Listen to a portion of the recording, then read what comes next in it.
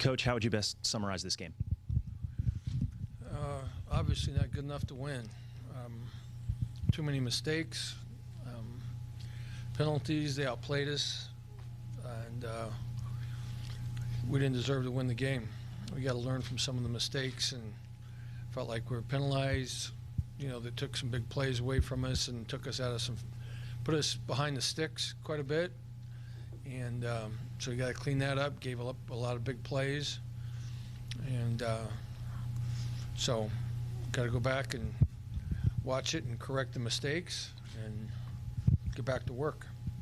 Why do you feel like those mistakes were there? Was it a preparation thing? Did the execution change on their part from what you saw on film? No, not really. You know, I just think that, you know, I have to look at them. I mean, some of them were holding calls, and so I don't know, you know, I wasn't inside there to be able to see what the holding calls were, but there were some critical holding calls there, and to put us behind the sticks, put us in long yard situations, and you know, at least one that I can remember down in the red zone deep. But you know, we'll look at it on tape and evaluate it and see how we can fix it. You guys were 2 of 13 on third down conversions. Why do you think it was so tough to convert? Well, because they're long yardage situations, a lot of them, and there's little details that that will definitely be learning opportunities for us.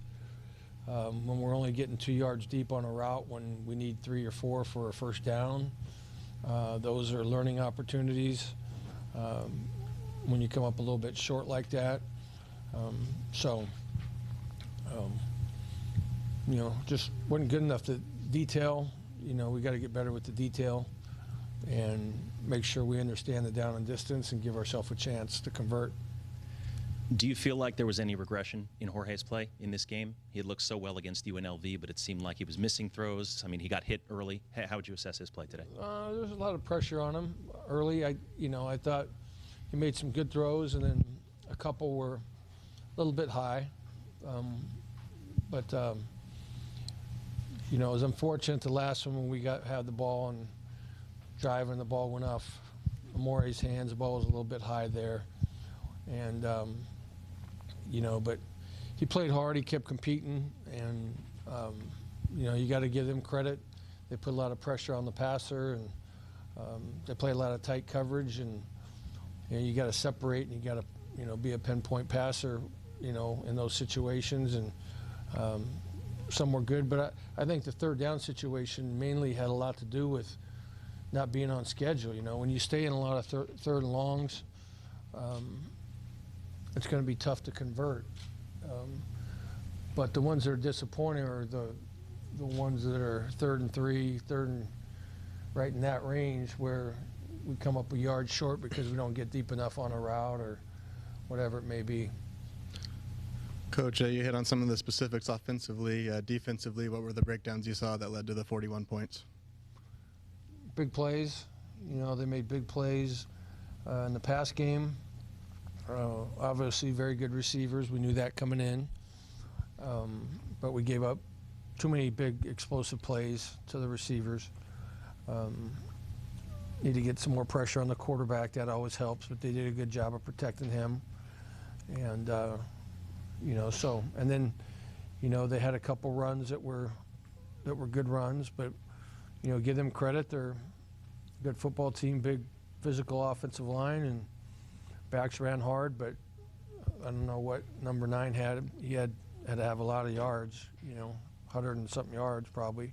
You know, made some big plays. He's a tough guy to match up with, and we had a hard time matching up with him. Is that why there was seemed like a continuous cycle of cornerbacks going in and out there? Yeah, I mean, that had something to do with it, but then there were some injuries. You know, we had quite a few guys tonight that kind of went down, that couldn't play anymore, and so next guy's up, you know, he goes in and does his best to compete. Speaking of which, is there any early indication on Dante Bull? No, he came back in. But then I think he played a series and couldn't go anymore. So I don't know that it's would be that serious if he was able to come back in. But obviously he couldn't play. He couldn't play again. But if it was something more serious than that, I would have anticipated he wouldn't have even been able to come back in. So we'll evaluate it tomorrow and see where it is. What was your message to the team in the locker room?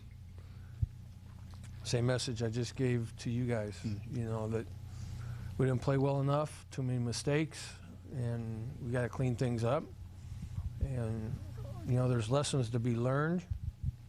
As long as you go back to work and you learn from them and you keep working at it, you know, the objective is to get better, you know, every week, and, you know, learn from the mistakes that we make. And, you know, so, I mean, that's the message. You know, give the other team credit for how they played, and we didn't play well enough. I was proud that our team came back in the second half and put ourselves in position and was ahead going in the fourth quarter. We just didn't finish it in the fourth quarter. Any final questions for Coach? All right, thank you, Coach. All right, thanks.